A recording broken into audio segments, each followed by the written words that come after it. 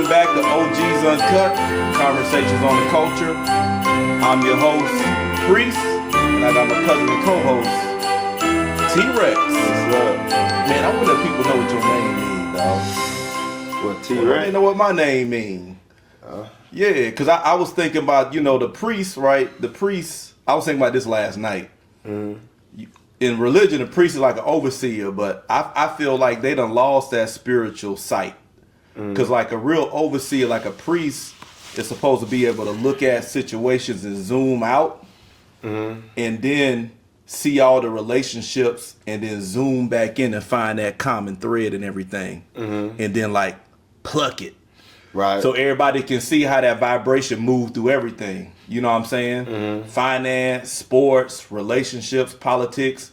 You can see the priest pluck that thread, boom, and show you how one theme, one vibration moving out through all the relationships. But that's neither here nor there, man. Your shit sound violent, dog. T-Rex. Yeah. Sound like you a troublemaker, man. Yeah, Tyrannosaurus Rex. Tyrannosaurus Rex. Yeah, T-Rex, the Jurassic Park, you know what I'm saying? But why you call yourself that? Oh, man, because, when you look at him, when he roar, his mouth is big, got the little short arms, I'm only 5'9", so, and every time you see him, he's on some, he on some go hard, and the wreck, Gotcha. I'm like the one that like, oh, y'all don't see the elephant in the room? Okay, I'm going to address it. Yeah. So, yeah, and then, yeah. I have been in relationships and stuff, and they like, you just say the first thing that come to your mind, especially if it's something sexual. So I was like, I was unfiltered. So I was like, man, they used to say, dude, you reckless when you talk. So you just come in wrecking shop. Got it. Yeah, but it be true. It don't be like reckless stuff. It just be like, damn, you could have said it nicer. Yeah. But I'm just saying is like, I'm getting better at it, but I was always the one, I don't sit to formulate kind of like what I'm going to say. Yeah. I take off with it. Yeah. I mean, I know. I just didn't. I don't know if they know. So I'm just. I just put it out there. I was thinking my inner circle will tell anybody. Oh, nah, what he's doing on the show, that's him all day, every day. No doubt. You can catch him off guard on the phone anywhere. That's just him. No doubt. Yeah, man. It's not like I'm putting up a front doing it for the podcast. I know. Me. Yeah. Just wanted to let people know where the names come from a little bit, like. Right. But I know people can see it in the conversation and all that, man. I mean, even with your name, people can tell why they call you priest, and people that call you and ask for information is always like you informed and you got an ear to listen. Right, and right. When somebody have a heart, like somebody can say a whole essay and you can formulate it into one sentence. Right. And the person right. you get me. That's what I was saying. Yeah. Priest zoom out and then zoom back in and find a common thread. So now speaking of the conversation though, cause I mean, today's conversation, the reckoning, boy.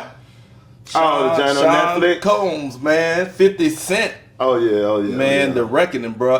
Listen, we got the Christmas themes up right now. Yeah, I see. I feel like 50 Cent gave us a gift. Oh, yeah. It's the season. Yeah. Not a gift, he gave us many gifts. Yeah, man. And he filled the whole Christmas tree all the way around. Santa Claus with the reckoning, bro. That shit was like, it was tough, man. But it wasn't the 50 Cent that like you see on YouTube and TikTok and stuff, where he just self-centered on one thing. He a storyteller, man. He was a storyteller. Like, my hat's off to him. Like, that dude is like a genius. Like I told you, genius level work. His IQ got to be 100 and something. Like, what he did, if people really is paying attention when we break stuff down, it was loaded. Genius level work, man. Loaded. So we gonna unpackage that today. That's what we talking about today. Yeah. Sean Combs, The Reckoning. 50 Cent put that out, man. I want to jump in, man, and I'm going to jump in first with my first take on it. The name. The Reckoning? The Reckoning. Just the name. You know what I'm saying? I'm going to be a little philosophical for a second, but got you. The Reckoning, man, the Reckoning is like facing the truth. Right. That's what that means. You know what I'm saying? Like they say, a come to Jesus moment. Yeah. So it's like the way he even set up the name is like Sean Puffy Combs having a look in the mirror at the truth. But then he also making us look in the mirror, because all the shit that went down in all them stories, we lived through that. but we really didn't know what was going on. We just saw the surface. But he bringing us to the mirror too. Like, this is what was really happening during those times. So, like, even the name hit. Right. Yeah, man. My take on it, when you told me about it, I said, I didn't know 50 Cent produced it until you told me. So even when I looked at it on there, it wasn't so much the word "The Reckoning." It was just like how professional it looked.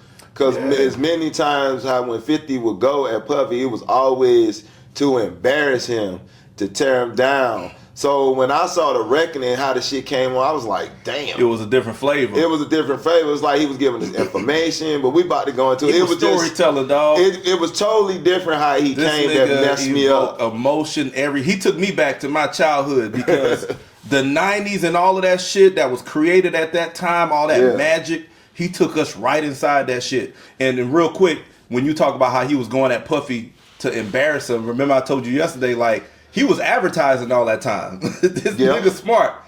He advertising, going at Puffy, the memes, following the court case, throwing shit out there, keeping people engaged. Man, he was setting us up. For this gift, man. I said, dude's a genius, dog. Shit, dog. Where you want to start at it, man? I wanted to drop off the name, look at the name first. Where you want to jump in at? Shit, I damn near like episode for episode. But the thing that jumped out to me, that wowed me when I found out that 50 did and how he produced it, he started off with Puffy's childhood. That's what made me like... Facts. Not to embarrass him, he literally set the tone from there. He did. That through all the rest of the episodes, okay, I get why he was doing this. Now I understand. I get it. It's like he when he did that, he was really helping Puffy. In a way, yeah. Where people, you can look at Puffy like, damn, but then you like, nobody really gave Puffy no empathy. Like when he was going through the court thing, we was defending him. Right. But I never gave Puffy no empathy. After watching this, I got some empathy for that dude. He made him human. Exactly. I feel like he made everybody human. I know we'll get to Pac and Big later, but he even made them human. And it made me feel bad all over again. Probably I felt some shit I didn't even feel in the 90s when they got killed. Because I was in Okinawa. And Tutu had to call me like, hey, Tupac got shot. And Biggie got shot. Like, I think I might have been overseas in the Marines when both of them happened. Yeah. But this right here put me right back in the center of it. But you're right. He made Sean Combs human, man. Like, in every way. From the childhood. Anything else on the childhood? This childhood, I can see why he was very flamboyant. Yeah. How he danced. He always wanted to be in all his celebrities' videos some kind of way. Yeah. It was from his childhood. Like, you literally saw him wearing chinchilla. Chinchilla, yeah. Always having to have his mom always kept him dressed and fly. Him being around grown-ups when he was a kid, seeing how they partied and stuff. Yeah. Come on.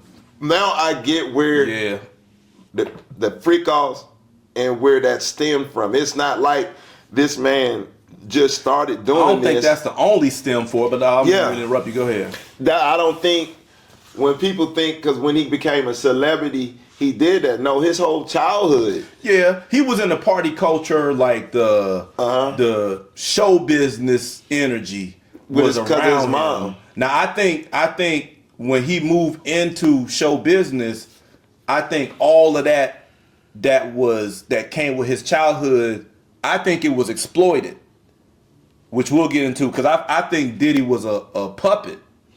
I don't think everything. I don't think all of that Diddy was bringing into the game, like this violence and drugs and freak offs. I think he was modeling something higher, somebody else, another society.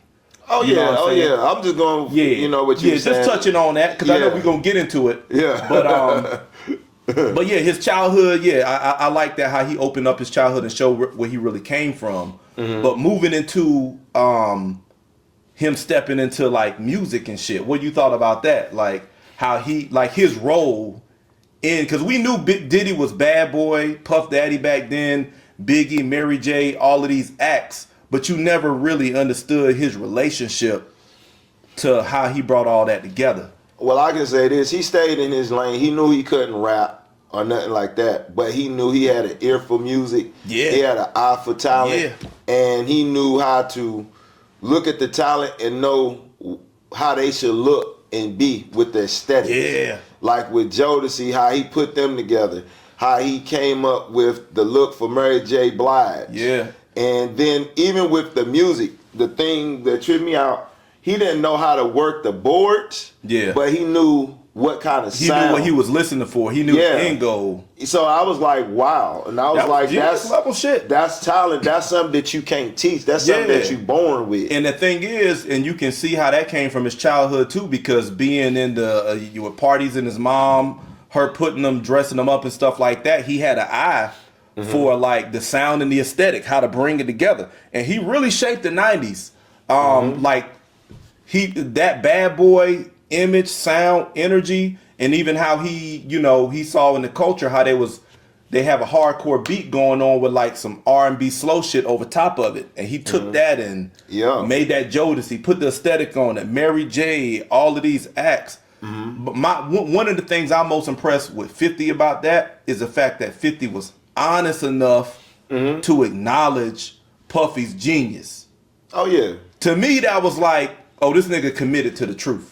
Yeah. He ain't cutting no corners on the good side or the bad side. He wasn't on the shit that we know he's known for. Right. Like when people probably heard, 50 came out with some stuff about Puffy with the Reckoning, I'm pretty sure everybody thought, he's all shots. All tabloids. But he came totally different. He showed his maturity.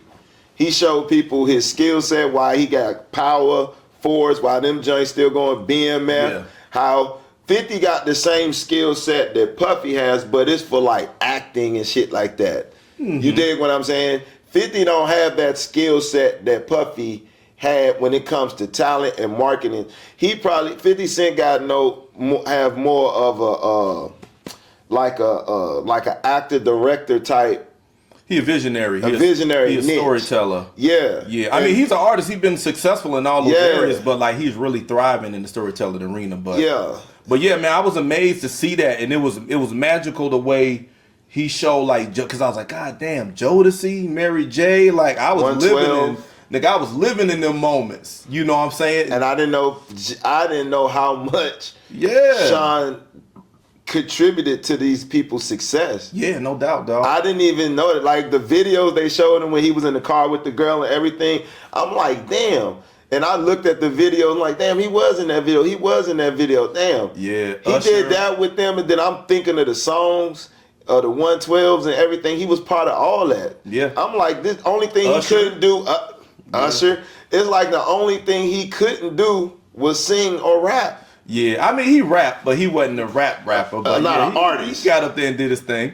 Now I see why he deserved the money that he got. I never knew he got his money. I never knew how he did everything, why he was paid. Now I get it. Musical genius. Yes. Now he cut into other people's pay, which we're gonna get into that. He was paid, but his artist was struggling. But I want to jump to the event tragedy when they was trying to set up the ball game, and then all them folks rushed in the building, and it was rushing down there. They said the doors wouldn't push open and they was locked, but people kept coming in. It's like 8 or 9 people died, and that his fame was catapulted on a tragedy.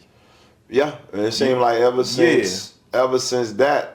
That's where he's been catapulted. It's always been around death. Negativity. When you see the whole thing, you question whether even that was orchestrated, though. Yeah. I know I do.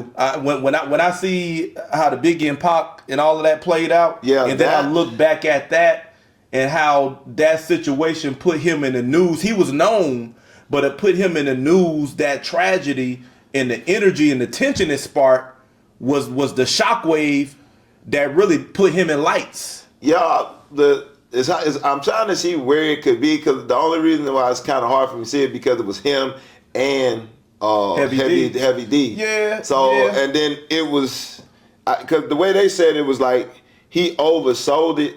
He didn't have enough space for the venue, And then when they said they reached their max, people was like they had already paid, so they bum rushed there was the bum door. rushing, yeah. And from that happening, him trying to do something positive, and people died.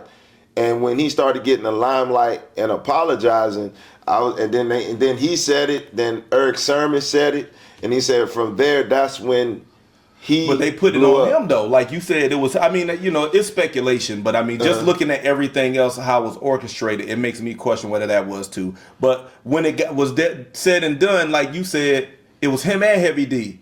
But whose name got put on it? Whose shoulders did it get put on? Him. Like, and so it's like on one hand, that tragedy, he had to manage the responsibility of it, but on the other hand of it, it was a press run. Sean Puffy Combs, everywhere on all news outlets. So it made him famous. You know what I'm saying? Well, now you say that, where I can see where he became a target is because how he handled that situation. They probably was like, you know what? We can use him for many other situations in a vicinity like this. How he carries himself from a situation like that, how he talked and everything.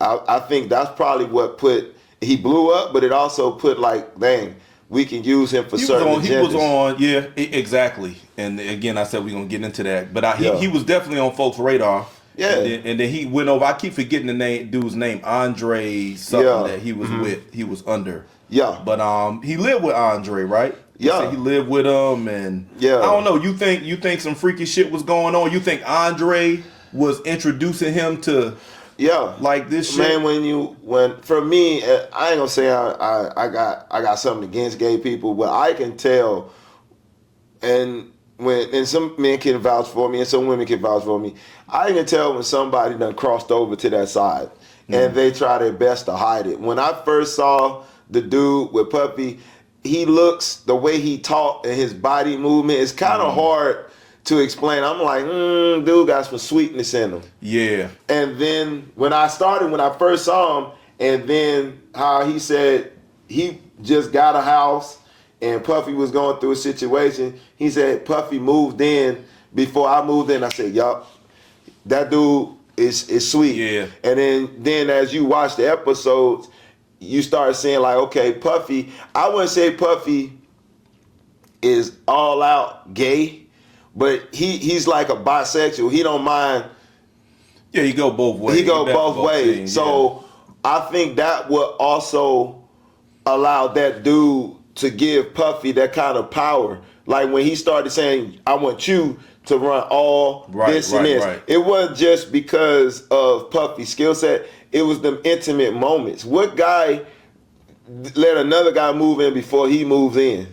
He said it. He said Puffy was living in my spot before I even moved in. He said, I just got the house. He said Puffy was already living there before me, then he smiled. Gotcha. You dig what I'm saying? I mean, the relationship was, and that's weird. And the thing is, it's like, but what I see in the hierarchy there is Puffy taking shit from he want to get to the next level, so he taking cues from what folks are doing on the next level. You know what I'm saying? That's why, because me with the freaky shit, I don't give a damn about your sexuality. But it's like you got people in this world who use sex to as a tool of control. Like if they can put you in a compromising situation, you a heterosexual masculine artist. If they can get you in some gay shit, they can hold that over your head, control you. You know what I'm saying? Especially if you not gay, and then they can talk you into doing some gay activity. Now that's not just control. That's just like, damn. It's brainwashed, but it's another form of like, it makes you feel like you're real powerful when you can make somebody do something. Right. To the person who's making you do it. Yeah, that's where that fixation. I think that Puffy seen. He wanted that, because just like the joint with Alpo, he used to love. He wanted to do the shit that Alpo record himself having sex and showing everybody. He had always had a fixation for that. But I feel like, well, we don't know. The doc didn't say this, but my impression was that Diddy was a puppet, and you got industry owners and music moguls who was in control and who wrote Diddy his first checks to get him started, who in that kind of lifestyle in society. To me, I don't want to jump forward too fast, because I want to talk about, well, we can maybe do it at the same time. I feel like Diddy was used, I feel like that group, I'm going to zoom out here. You look at, I'm going to do it quick, but I'm going to zoom out. Civil rights. We was fighting against Jim Crow. We went viral on the international stage. Malcolm, Martin, they had to remove the explicit racism out of policies and shit. How they pay us back, how they strike back, crack era. Heroin in the 70s, war on drugs, 80s, crack decimated our communities. How we respond to that? Hip hop. Hip hop came out, speaking out, fight the power, all of this shit. It was a conscious, youthful movement. The shit got big, it became a commercial product, and then boom. To me, Diddy was the person that executives used to say, how can we attack this shit? Who was a personality who got enough talent, enough influence to shift and move the culture that we can control to inject bullshit into the culture? And I'm gonna end it with this, because when you look at everything, that all the chaos that was around Diddy, the things that he introduced to hip hop was death. Aside from the music genius, because we addressed that, but the negative shit, he introduced death. He created the beef culture, him and Suge Knight, and then the drugs, and we see that with the Freak Off. So I don't know what your thoughts are on that, man. Like him being a puppet and under the influence. Nah, I mean, absolutely what you say is right, but you know what I'm saying? For everything he's doing, he's seen it. You know what I'm saying? He's seen somebody else do it. So if you want to talk about the powers that be, or if you want to talk like, people don't like to say it, but you know, the Illuminati, they say that controls the rap industry, the Jews. The person that really like woke us up to it and didn't give a damn was Tupac. That's why he came out, kill Illuminati. That's when he started he said some shit about Clyde Davis. He said shit about Quincy Jones. So he was letting you know, and he was saying they was trying to get him to do some gay shit, and he wouldn't break.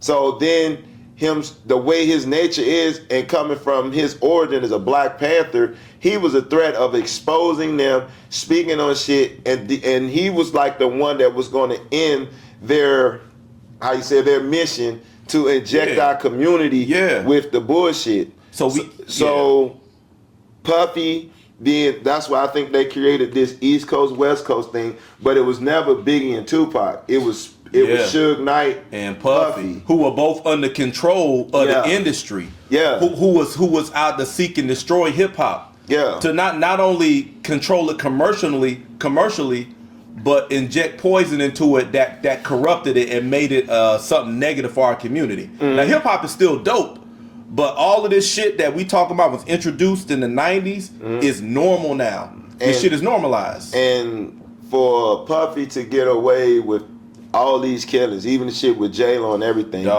they with Craig Mack, Black Rob, everybody, it was a lot of people. They ain't even going to Craig Mack and Black Rob. Craig Mack was on there. But he died. Then Black Rob died. Then that girl got shot. Then Kim, she died. Out of like how she, the way she died was weird. You know what I'm saying? So how is this nigga still getting away squeaky clean unless it's some powers that be that's protecting him? And I feel like that's the real. Go ahead and that's so. I'm going off of what you saying, but I'm digging deep to why he was getting away. And he could do them like, cause that was my thing. Like, why all of a sudden y'all going after this man for freak offs? This man was doing freak offs in the early 2000s and getting away with with all baby that shit. Oil and all that. Now all of a sudden 2024, like I said, when they came after Bill Cosby, I said it like jokingly, but I believe he was at some powers that be dinner, said something to piss somebody off, or showed that nigga like that Tupac vibe, Like, he didn't want to sell NBC, just like Michael Jackson didn't want to give up the Beatles. Right. Just like Prince didn't want to give up. You don't bite the hand for you. Oh, you think you like us, you can control? We gonna one up your ass. And Puffy was their attack dog or whatever. I like that word. The attack dog. Attack dog. Attack Boom. dog, nigga. Because when he do his thing, put him on the leash. Yeah. But see, now he felt like he was in with them. Right. Because he became a billionaire. Yeah. You a nigga billionaire. And they can't. And the thing is white executives want to attack our shit. Mm-hmm. Fuck that. How you said it yesterday. We can't ignore it no more. Nah, it's here now. We gotta face it. Yeah. You know what I'm saying? Like, the thing is, when positive shit rises from FBAs, it's always under attack from dominant society. And hip hop is no exception. Puffy was the attack dog that they used. Puffy had the ambition, the talent, the ear, and he was able to get influence in the culture. And they said, we can use him. He's a light. We can use him. They compromise him and they send him on a mission. Yes, he's liable for the actions he took. I'm not saying that. But what I'm saying is, if we ignore the control that's directing that shit. It's not just him doing it. Yeah, because when you see how close Big and Pac was, back then we would have never knew Big and Pac was friends because of the way the media was controlled, and they just created a East Coast, West Coast beef. You know what I'm saying? This really showed their human side, the fact that they were two juggernaut talents, and they were vibing. And Puffy was looking like, how can I break that shit up and make this confrontational? And him and Suge made that happen. What do they call it when they say you are accessory to the crime? You was there, or you knew about it? Right, accessory. So you think of it like this. Puffy learned this from somebody. Facts. They put even him down to cheating as artist. By the way. Even that too. Mm-hmm. And then you started seeing how people make more money off of people's death. Look how he blew up after Biggie died. Right. So imagine if he making money, how much money they making off of Puffy and Biggie. Like Michael Jackson, when he died, they made way more money. Facts. So this has been going on for a long time. And it's a model, go ahead. Yeah, it's a model, and that's what I was going to get to. So now they got Puffy doing all this shit. So, but you see when Puffy get arrested, he's the only one to get arrested. What about everybody else that's the accessory of the crime? All of them in the circle. That Puffy knows, but you notice Puffy is not saying nothing. Yeah. That's what's keeping Puffy safe. That's why he only got 50 months out of all this shit that he's been getting away with. Right. I guarantee if they dig really into everybody that died under his watch, being with bad boys, which they're not, he will get way more time. But why? And what kicked this all off is when he started that liquor and he went after this multi-billion-dollar liquor company and won. That kick-started everything. We about to get now we're going to go all the way back. Get our lick back. And they're using sex to attack them. Yeah. But let's zoom out and look at how our community has always been attacked. It's always sex. They getting him on the Mann Act. This shit was put in place, I don't even know, 1910, 11, with Jack Johnson, who was kicking white men ass and fucking white women. They put the Mann Act. You carrying a woman across state lines for sexual activity. This is a racist law they put for one man that they using on him. Now, I'm not saying he don't deserve to be prosecuted into that, but what I'm saying is it shows a historical pattern that sex is used to attack us, destroying communities. Oh, so-and-so raped the girl. True or not? Yeah. You know what I'm saying? Just to spin off. Why you think they so fixated and protecting that Epstein file? Because then we'll see what they do ain't no different. I'm glad you brought that up. No different than what y'all try to get Bill Cosby for, what y'all say Michael Jackson was doing, what y'all say Puffy's doing. Y'all motherfucking rock and roll before hip hop came. Y'all was already doing this shit. And they parties with cocaine, E-pills. And even when you think, all of that, it is different. Because it's going to be bigger and it's going to be worse. And I'm glad you brought up the Epstein files because that's why they're protecting it. That grounds what I'm trying to say, that Puffy is emulating a culture, a white culture, the same culture that created these Epstein files, all of that debauchery and all of that shit that's going on. And they named some people that ain't been locked up yet. He was a Trojan horse to bring that into black culture. And Puffy was a Trojan horse to bring that beef culture, that violence, that sexual, all of the crazy shit, and then the drugs. Because I was like, damn, they had ecstasy pills back then? That came out later. The oil, so now, like what we were talking about with the oil, what other shit that they might be putting in products that's targeted to our community? Like Diddy, this nigga ain't that smart to know how to get these drugs and put it in baby oil. They say the nigga was using this shit way back when. And y'all knew this. They know this. Bottles. He got arrested with 1,000 bottles. They knew he's been doing this for years. Somebody producing that. Yes. And I'm manufacturing and producing it, telling them how to put it in the oil. This nigga ain't getting 1,000 bottles and doing this shit himself. Exactly. He's getting the shipment from somebody. And we got to slow that down and say that, because a lot of people, when you start saying, well, what else might they be putting in products and targeting black communities and delivering there? Some people think that, some of y'all think that that's far-fetched. But think about this. The drugs in our community. A nigga got 1,000 bottles of baby oil, all with this shit in it. In a box. Just like Cuz said, ain't nobody sitting there doing cracking the seal and putting that in there. That shit come from a production line. That's a production line that's got a specific barcode, prefix or suffix, and probably put in specific communities. So, I mean, come on, man. And then him giving ecstasy and letting him bring that in the parties. And if you really think about it, you starting to hear people say that these powers that be or these celebrities having sex with kids or kidnapping kids to do these rituals and shit. Then you hear rappers and actors say, yeah, man, when I went in a party, man, I remember the dudes from Outkast mentioned, like, man, I was at one party, man, and we was just walking down the hall, and you would look in a room, and you'd be like, oh, hell nah. And they said they would leave. 3 6 Mafia even said that they was at a particular party. They didn't say, and they seen a lot of weird shit going on. People that you would never thought. That's that white culture shit, dog. But see, they going after Puffy. But see, the reason why they was going after Puffy, because I remember in 2018, Puffy started talking political shit. We should have our own government, and this nigga said he'll put up the money. He was too dirty to do that shit. Yeah, he was too dirty. We didn't know how dirty he was. And then he bit the hand and feet, and he got to a point where he thought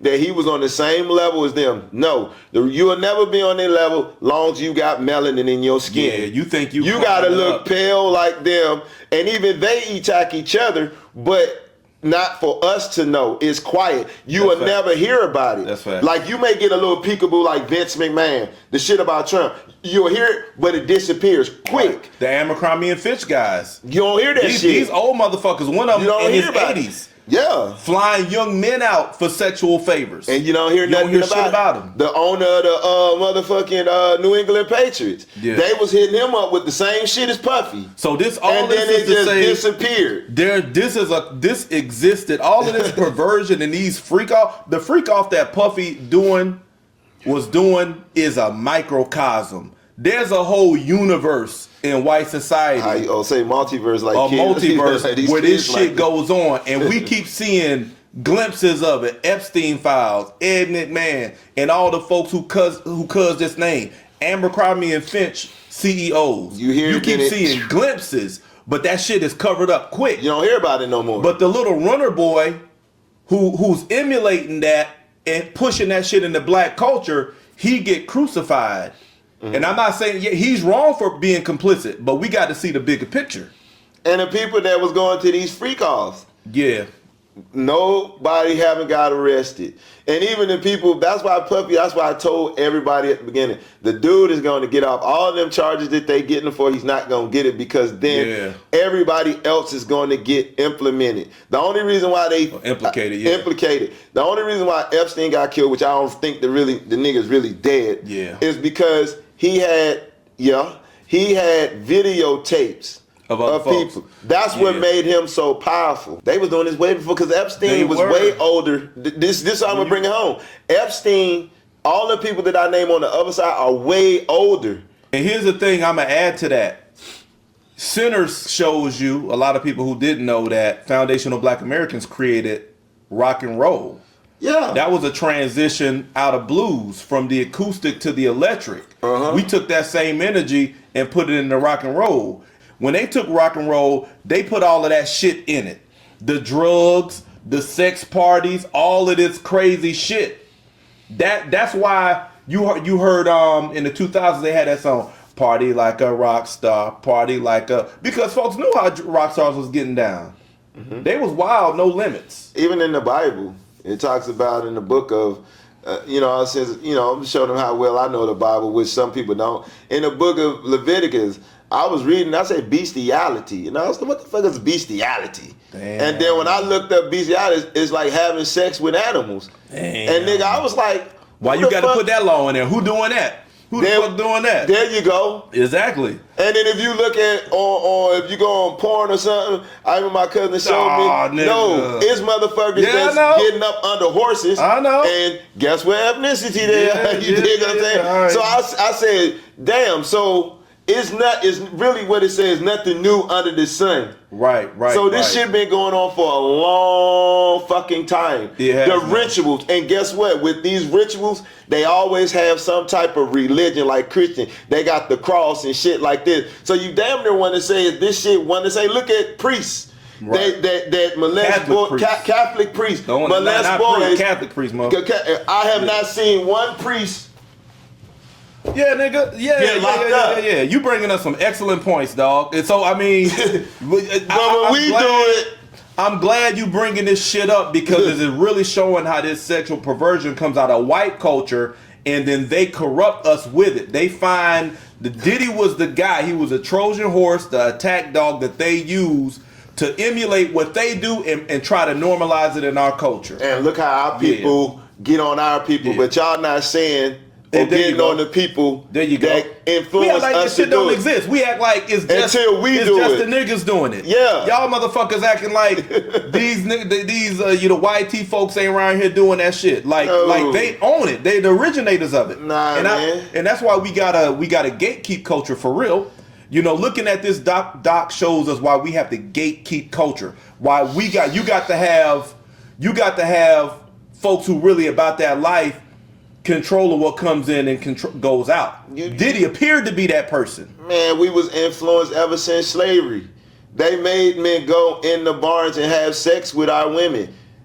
They told us to do it, so who's immoral? Right. You're telling somebody to go in here, this buck of a man, I want you to do this, and sometimes even if it's your family member. Because they want to produce. Yeah. We never wanted to do that, and then people wonder where... Like in families where we get molested, that shit probably been running through that bloodline ever since slavery. And you got to see the source of where it's coming from, man. Yes. But we hit that up, man. What else? Where else you want to jump to, dog? I'm just glad that 50 did it. This is a teaching moment. I behoove every young person to check it out. And then I say what he did. It's like this James single-handedly shown like we can't fall for the bullshit when we listen to rap. Yeah. It's not real. It's a setup. Woo. It's a setup. Damn. The music that we listening to is not to gratify us. It's to destroy us. Yeah. It's a setup. Powerful message, dog. It's a motherfucking setup. That is nothing. And you got to look at the people that's doing it. So when you see people doing it, you got to say you getting paid to destroy us. Yeah. That's why I think what 50 showed, and he went way back, it's going to be real hard for young people after they watch that to believe what they hear in fucking music. Yeah. You're going to have to question yourself like, damn. Why? And you got to ask yourself the question, why is it the motherfuckers who pushing all of that is the ones getting all the money? Yeah, and you the talent. people that own the music own the prison system. Yeah, like, I want people to really understand how wicked this shit is, and how if you think Diddy is wicked, imagine the motherfucker who pulling Diddy strings. You know what I'm saying? And it's always them. It's like, and the way I see this spiritually is that after we got attacked with the crack era, God allowed us to create gold mines of talent everywhere. It was like gold mines of talent in New York, the South in Atlanta, California, Texas, New Orleans, gold mines of talent. it was like somehow we got attacked with drugs and they try to put us to sleep politically, and then we took that like some fucking alchemists in FBA communities, and then we created a story from that shit and put it over a beat and took over. And then when they seen that's why I say this documentary is damn near the movie Sinners. And I know I'm introducing this point late, but I feel like those white music executives are like Remick in Sinners, standing outside the juke joint like, oh shit, I can do some shit with this, but I need to control that energy. We got to go bite a motherfucker and get them up. We got to go bite a motherfucker and get them on our agenda so we can use that energy how we want to use it. And Diddy got did. Oh yeah. And he had the energy, he had all of that. But it was the thing about it is he wanted to get bit. He was down for it. He was down, yeah. He wanted to get bit. Yeah. He never denied nothing. Even when you watch the show, he wasn't he didn't feel bad what he was getting charged with. He was more like, I need people to say I didn't do it. He wasn't even tripping on what he did through the whole joint. It was about controlling perception. Controlling perception. He just needed people to say, hey, I didn't do it. I wasn't there and anything. It wasn't like he was crying like, man. He was trying to engineer that shadow of doubt. Yeah. In the courtroom. Well, these people saying. And he got it. He got it. You know what they said, and when they was there, it was like a bunch of people there that were talking to people with the press. They was blocking shit. So, and then it got to the jury, and then they said how he kept looking back at them like, you know, like, and they said they felt like it was fixed. Even the people that worked closest to him said they felt like it was fixed. They knew that a lot of them charges was going to not work because he's very crafty. He had a lot of power, man. But for him to be that crafty, he watched it and learned.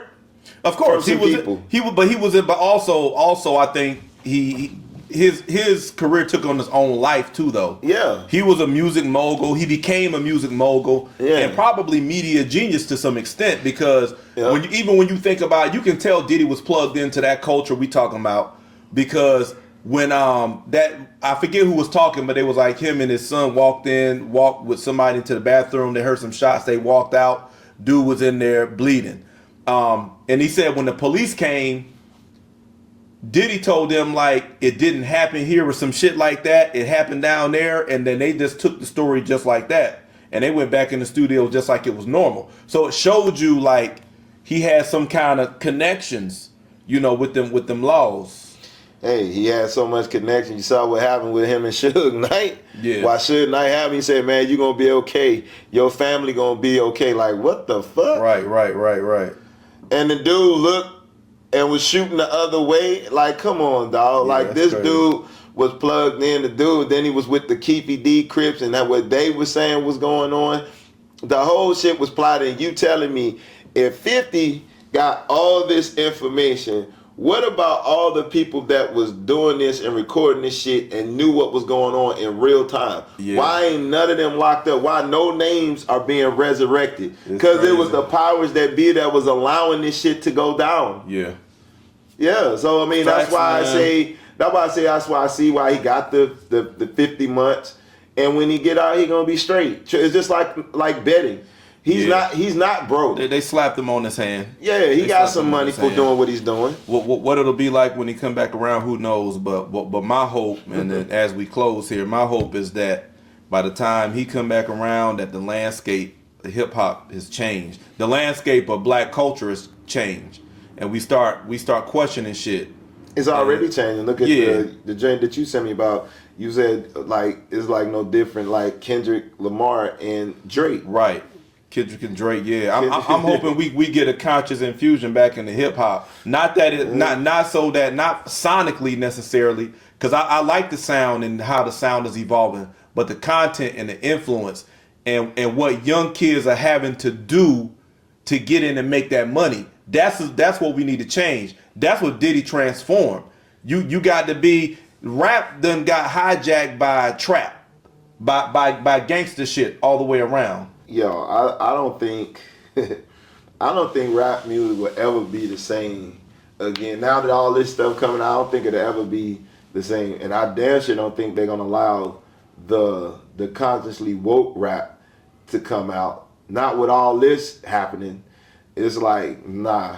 Because it's going to mess up their agenda of what they're doing. Is if they got to deal with this woke stuff that's going on. Then they got to deal with this. Nah.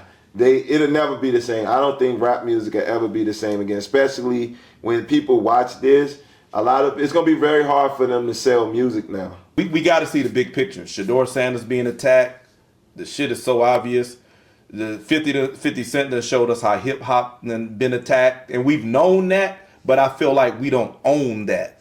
Mm-hmm. I mean, I think we really got to start owning the shit. We got to start facing it. This is what it is. When something brilliant pop up, especially something that is a money magnet, it always gets attacked. Mm-hmm. If it's black, because it's the same energy from slavery, and a lot of people don't want to hear this. But what was the energy from slavery? We're going to take your natural raw resources, your human resources. We're going to control them, exploit them, get maximum profit for ourselves and minimum profit for you. Yep. And you see that same model in every economic model throughout the United States from history on when it comes to us. Even in the music industry, what Diddy was doing. Making all that money and starving his artists. You see music, it's dozens of stories even back in the R&B and soul days, where these kids talented on the street singing in groups and all of this shit, but then getting exploited when they make their deals. It's the same model. So at some point we gonna take our ball and go home. Oh yeah. Be like, you know what? Hey man, do this shit ourselves. Yes sir. Any last thoughts, man? Nah, man. I think we laid it all out. Yeah, dog. And it's more, but shit, we can only do so much in 45, 50 minutes, man. Yeah. But yeah, make sure y'all like and subscribe. We appreciate y'all viewership, y'all watching. Happy holidays if that's what you're doing with it. We celebrate. If not, enjoy this time with your family and all of this stuff. Coming from OGs Uncut, conversation on the culture. Until next time, we out. Ooh. Peace.